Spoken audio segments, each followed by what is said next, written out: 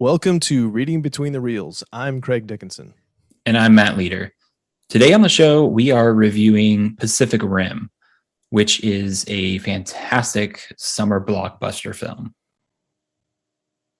Well, there's your first thought, first Yeah, overall thought, yeah. and this one, I'm glad to say that you picked, and I was a hmm little hesitant to do, but I thoroughly enjoyed.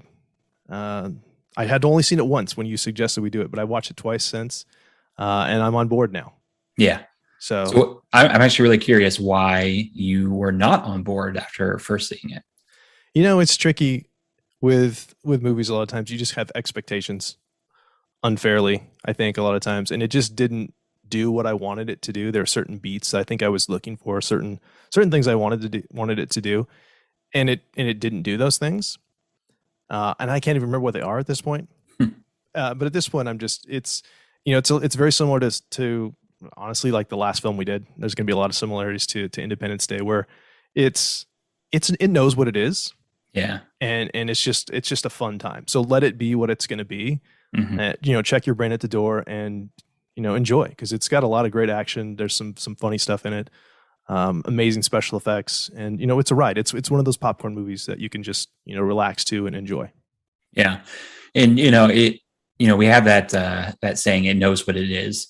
And I'm pretty sure I've used that to describe movies before. And it just got me thinking about what that actually means. And for me, the more I think about it, the more it kind of seems to me that the voice of the author or filmmaker is confident in what they're doing. They know what they're trying to accomplish. And I feel like there's the films that are don't do that don't know what they are. You have the filmmakers where there's parts that are comedy and parts that are sad, and they don't gel together. They don't work as a cohesive whole. And I think Pacific Rim is one of those movies where it's a very silly and simple concept, just executed to a well enough degree that it's enjoyable. It's giant monsters, giant robots, and they are just doing karate out in the ocean and in the city, and that's it. That's the pitch. Yep. That's the movie in 15 seconds. And that sounds fun. Yeah, no, I like what you said about knowing what it is and having the confidence. And it's we should mention it's Guillermo del Toro, who's an award-winning director and writer. He's highly acclaimed at this point, and he's made some very bold movies over the years. I think the first one of his that I ever saw was Blade 2, Mm. which blew me away. I loved it. I loved both of the Hellboy movies. Some of his later ones can kind of take or leave, honestly, just because it wasn't my flavor of film, which is fine. hmm But in all cases, like, the guy has a vision Yeah, and executes it. absolutely. And that's exactly what I'm talking about, where it's like you feel like you're in the hands of a confident creator who can see his vision and then execute on that vision. And it's totally fine. One of his more recent films that was very critically acclaimed, The Shape of Water, I thought was a well-made movie. I thought it was fine. It was a good film. Kind of like you just said, where it's like it wasn't quite my cup of tea. It wasn't like my favorite film, but I do think that it was very well realized, well written, well directed. Just wasn't quite for me. Pacific Rim is right up my alley of, and I mean this in a loving way, but like a dumb action movie. Right. And I don't mean that, and it's like it's a dumb film or anything like that, but it's a popcorn flick. Might be a kinder way of saying that, where it's something that you can turn on and simply enjoy. You know, the stakes are fun. It's not too serious. There are dramatic beats. There are, I think a number of character moments, but at the end of the day, it's big robots fighting big monsters. Yeah, absolutely. And some of the things that I also really liked about the film was the marketing and pop culture aspect at the beginning, where they're kind of going through, and I like the exposition at the beginning. I thought that was great, and I don't always like that. Sometimes it feels it's a little lazy in some cases, but I thought this worked really well because it was, just brings you in first person. This guy's been through trauma and he's kind of giving you his backstory, and the film overall is kind of a redemption story for Charlie Hunnam's character, Riley Beckett. But I really liked that they were like, here we're on talk shows and all these things, and they kind of have like the news footage at the beginning. I really liked that a lot. It just helped sell the film that, even though it's silly, it's not played tongue in cheek either. So it strikes this really interesting balance between, not taking itself too seriously, but not playing it as if it's campy, which I think is a really tricky thing to do. Yeah. And I think a lot of that for me comes from the excellent world building. And you kind of touched on that with like the newsreels, and it kind of sells itself. It's a very colorful world. There's moments of that kind of like world building where, they have this, giant robot thing, and that's been done before. And then they add a small twist to it where you have two pilots and they have to work in tandem. And there is this sense of connection between these two people that you have to have, but it's both, it's like a double-edged sword. It helps the pilots because they can't pilot the Jaegers without two people. But if one of them gets hurt, it's like, our main character, Charlie Hunnam, when his brother dies, he feels that, right? It is his death as well. And so, I found that like a really interesting twist on the giant robot genre, if you will, because it adds an interesting character flavor or twist to it, which I think is excellent, because anything that, in my opinion, that draws you into the characters is always going to be a good thing.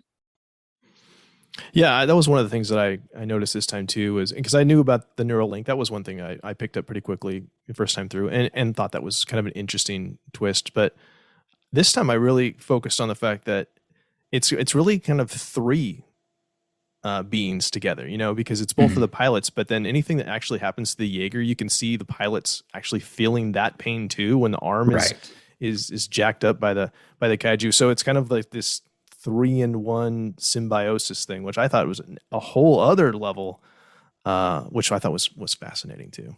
Yeah.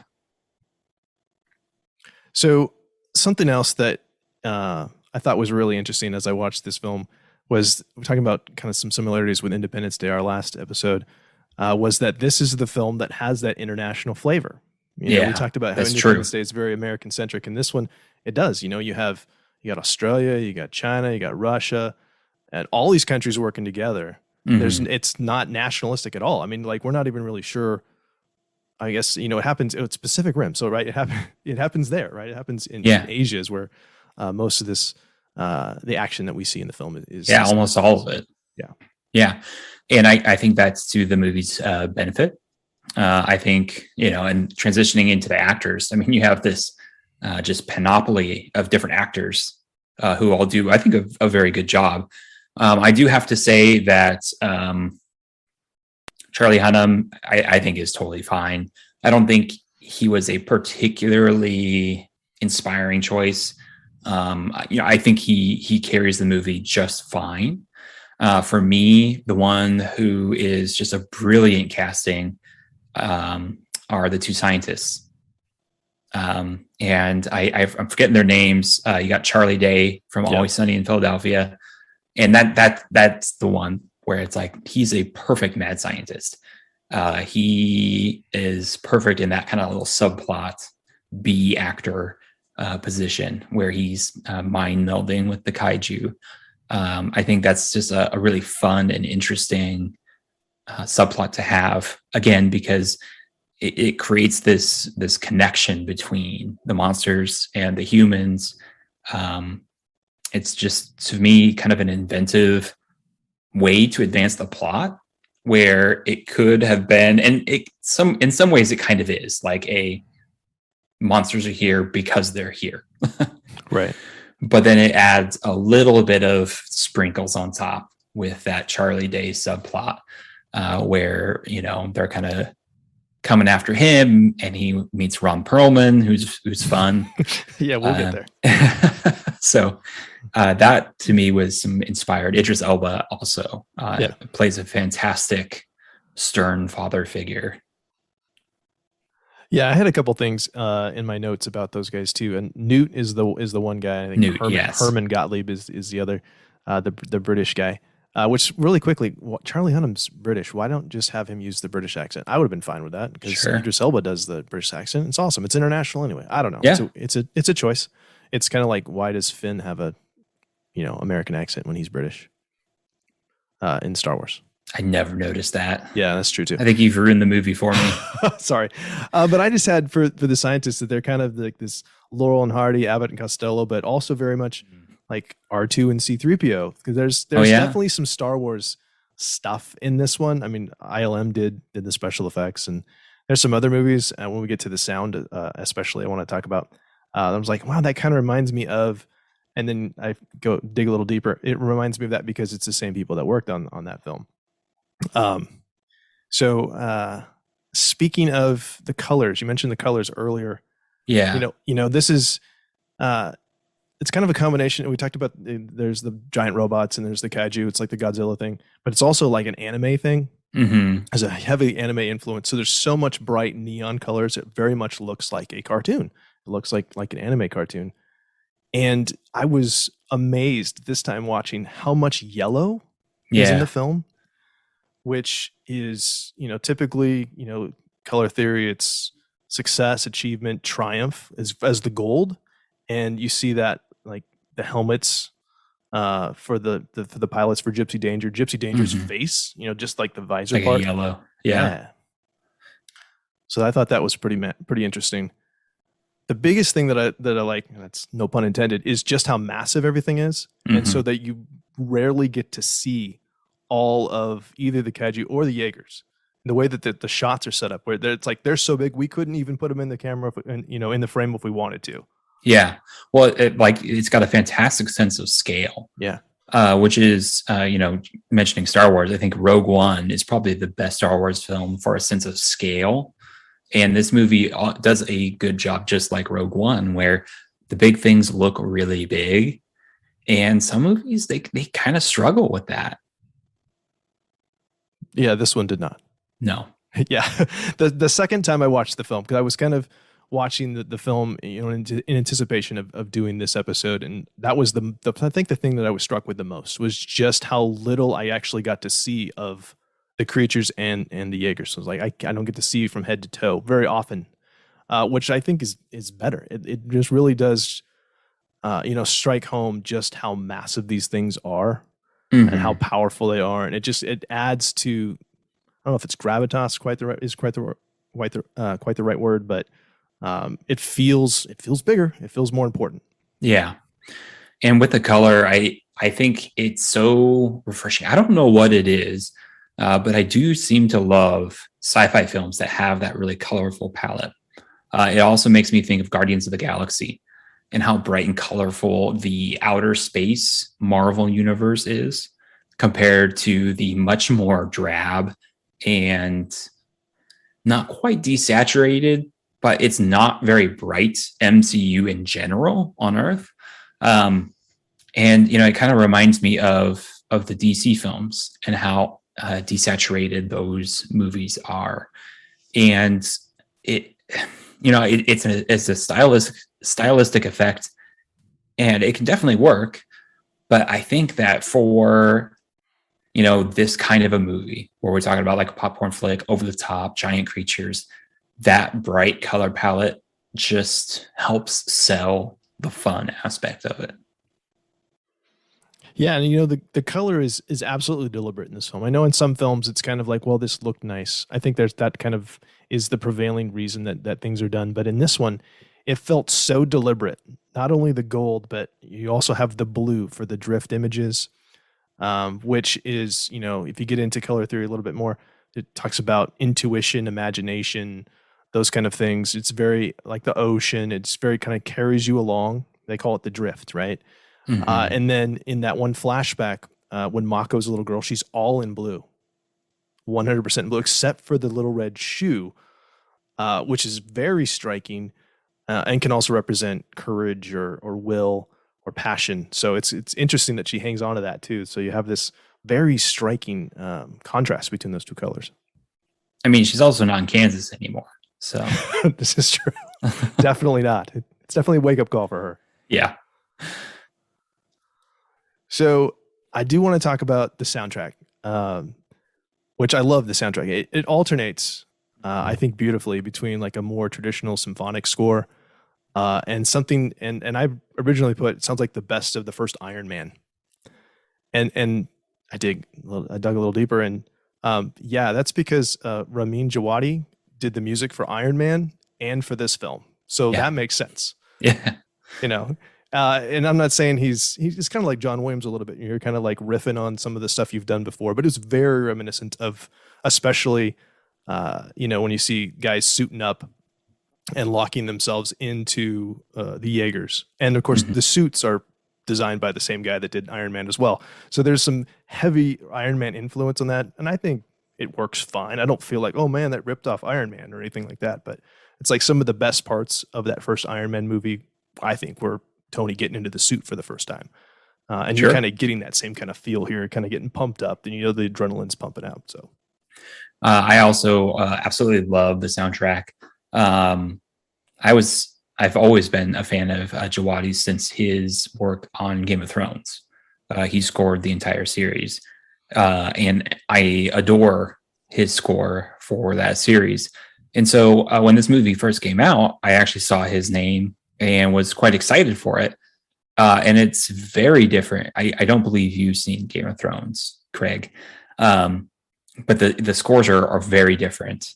And it surprised me as well. And it's very guitar heavy, which surprised me because I could be wrong on this, but it doesn't feel like guitar heavy soundtracks are all that common in modern movies. And it did have that nice balance between the more symphonic, the guitar kicks in though, and it feels fantastic.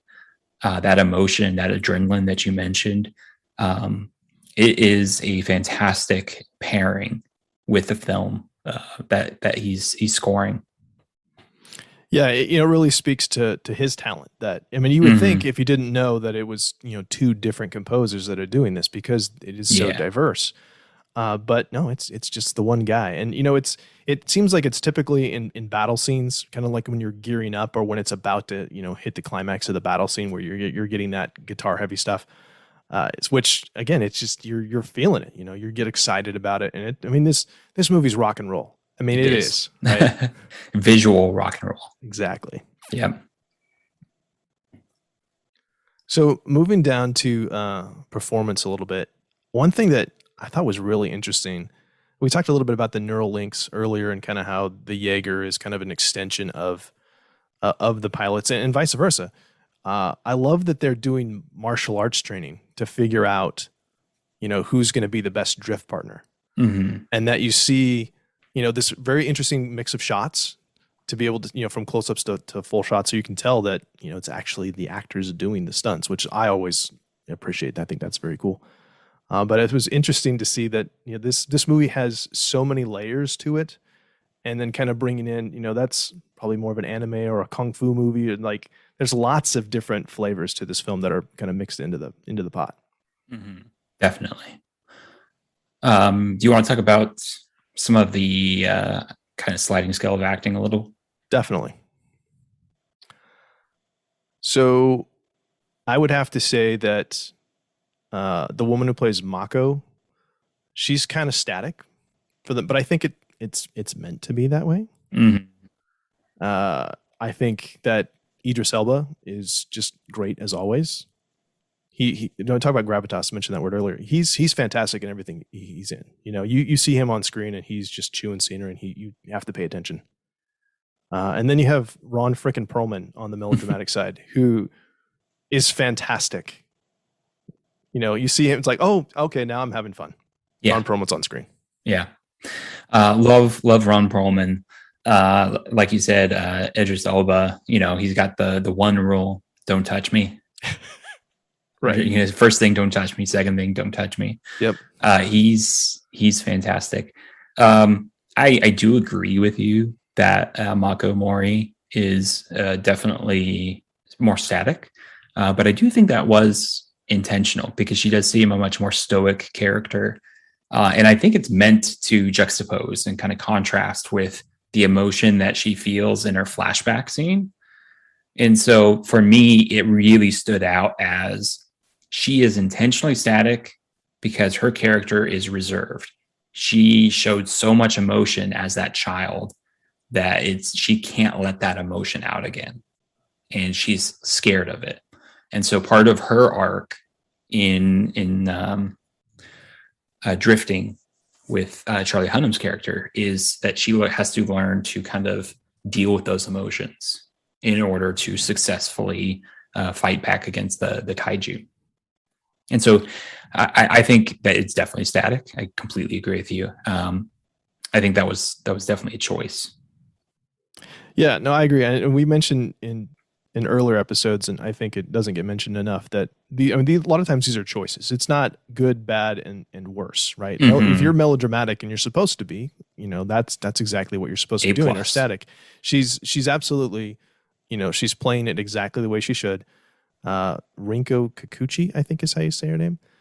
She's really good in the film, and she's not one note. She's not static all the time. She gets upset, at a later point with Idris Elba's character. So she can definitely act. So it's definitely, it's not, well, she's wooden. She's horrible. It's it's a characteristic of her, and it makes sense. Yeah. And I think this is actually a really good example of static acting that isn't bad acting, when it's an intentional choice and it fits the character, which I think it does in this case. So there's a lot of great lines in this film, and I'm curious to hear what some of you mentioned the "Don't ever touch me again" to "Don't ever touch me again," which is fantastic. I had that down too. Did you have any other lines that just jumped off for you that you wanted to mention? So I love the new character. And so I to me, there weren't any particular lines, but his kind of frenetic conversation, I really enjoyed. The one line that has always stuck with me, I think it was in the trailer too, is when Idris Elba says that they are canceling the apocalypse. Yep. That right there is probably the one line from the movie that is the line from the movie for me. What about you? Yeah. So first off, there's your take on Bill Pullman's speech from Independence Day. Yeah. That's the way it's not as good. No, because Bill Pullman's speech is like a 10 and this might be like an 8, but I think the last line is a 10. The rest of it is an 8. Yeah. It's kind of sudden. I like the Newt too. And when Newt talks to Hannibal, pretty much everything they say, Hannibal Chow is amazing. Hannibal Chow says, "You like the name? I took it from my favorite historical character and my second favorite Szechuan restaurant in Brooklyn." Genius. Why is second favorite? Because it's awesome. Yeah. But the best, my favorite thing with Newt, Hannibal says, "Why do you want a kaiju brain?" And he says, "Well, that's classified, so I couldn't tell you, even if I wanted to. But it's pretty cool, so I might tell you anyway. I'll tell you anyway." Yeah. That frenetic thing of like, oh yeah, he's just wants to spill it because it's so cool. Oh yeah, yeah. And he's aware of that he's in a silly movie and it's cool. Oh yeah, and that's kind of that. They all know what they're doing. Actors, like on a meta level, right? And the characters. So awesome. I mentioned earlier about how the Jaeger suits were built by this guy named Shane Mahan, who's the guy who also designed the armored suits for Iron Man, which is awesome. Like, hire that guy more because he's great. I loved Hannibal Chow's gold shoes. I thought those were fantastic, especially because we get the payoff later where, where's my shoe? Yeah. So that's pretty cool. Anything else under performance that you want to mention before we... Yeah, this is kind of performance, a little bit of design. I'm not quite sure. But one of the voices that you hear of like the computer Have you ever played the video game Portal? I have not. Okay.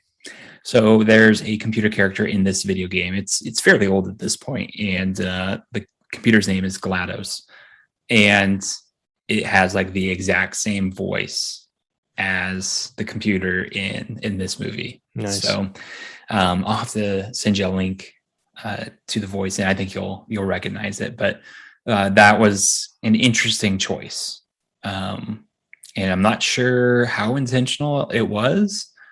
Because GLaDOS kind of goes crazy and like goes rogue in the video game Portal. So, I'm not sure if that was intended or just a certain, like a circumstance that popped up, but kind of an interesting nugget for anyone who's played that game. Yeah, that's fun. That's awesome. Set decoration. So first off, it's filmed primarily in Toronto and, in a computer. I mean, let's be real. But yeah, Toronto is where they film most of it. They have a lot of used universe in this one. Mm-hmm. Paint peeling, dents on the Jaegers, and yet there's hologram tech, Iron Man hologram tech, essentially. The rusty girders on the Wall of Life, I thought was awesome. That he even used a chalkboard to kind of figure out the double event. I thought was awesome that they went old school with that. And then everything in Hannibal Chow's place is amazing. There's so much to see there. Like, you're going to be pausing the movie just to try and catch all of the weird creature stuff. Well, it reminds me of the Collector in Guardians. Yeah. And just this kind of very colorful, visually, but also like characteristic wise of this kind of museum of interesting things. In this movie, it's all kaiju stuff. And Charlie Day's character runs in there and like is just freaking out because he's never seen these things live before. And you kind of get this sense that yes, this black market.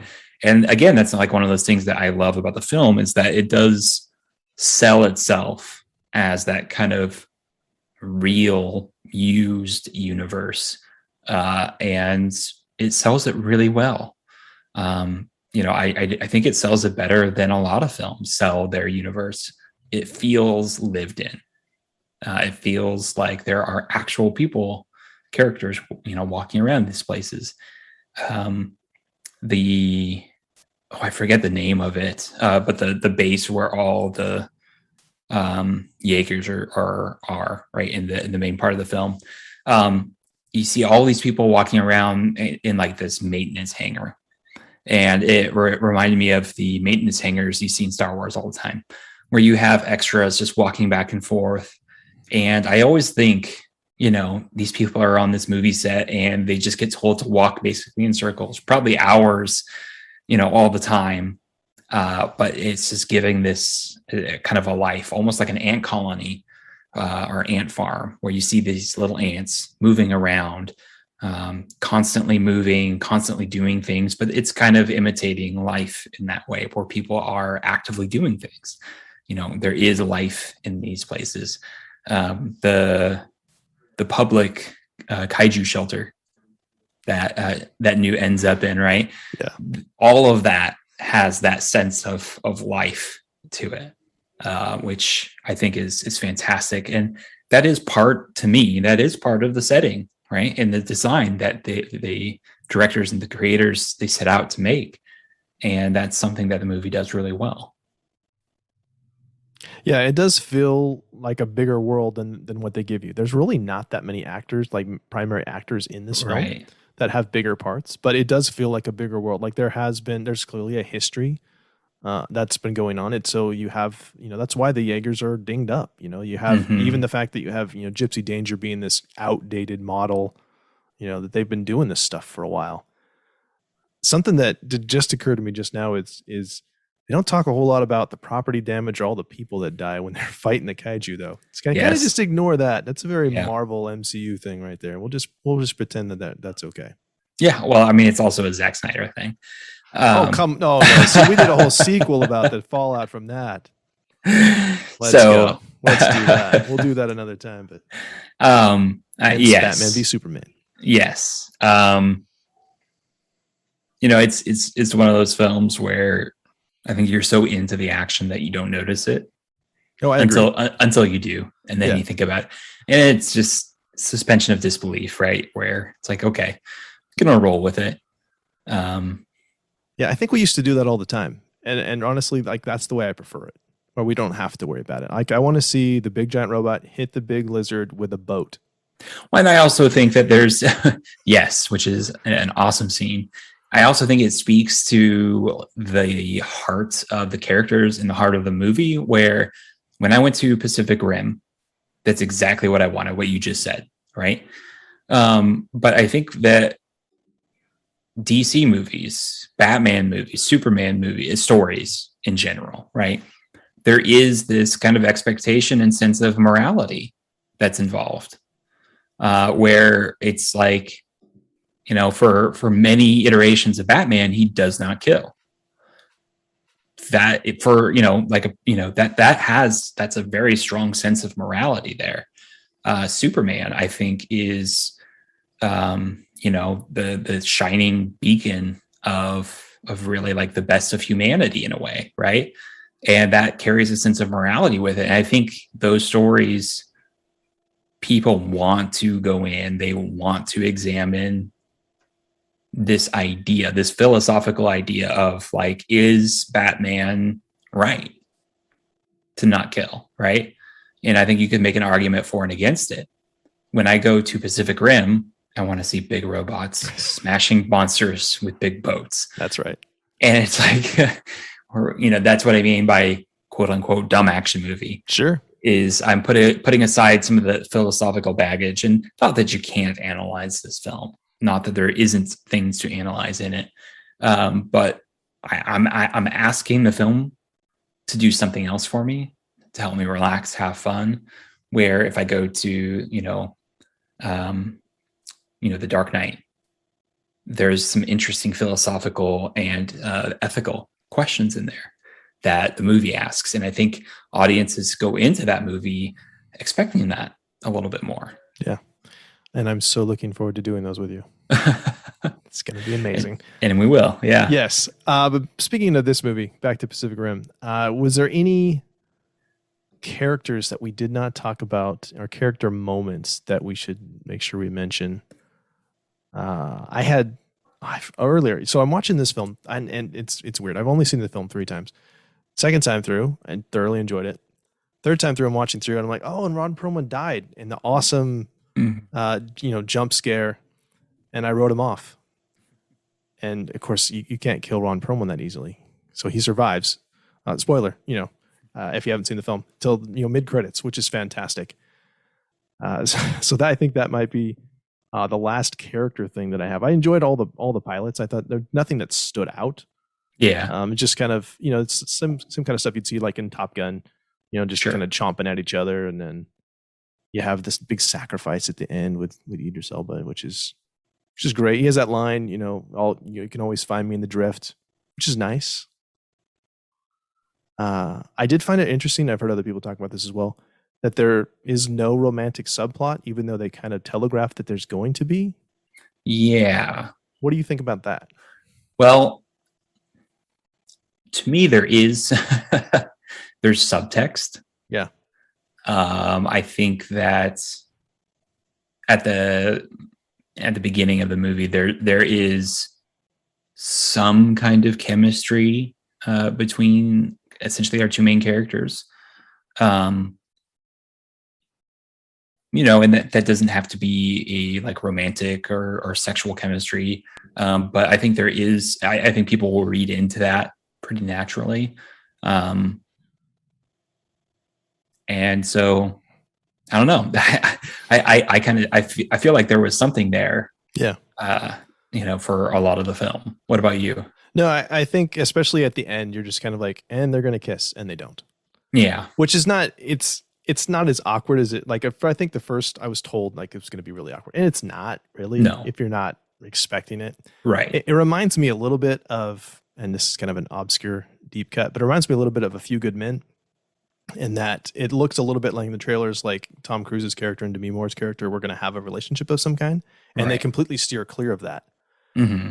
And it doesn't matter that we did that. That's not the story we're telling.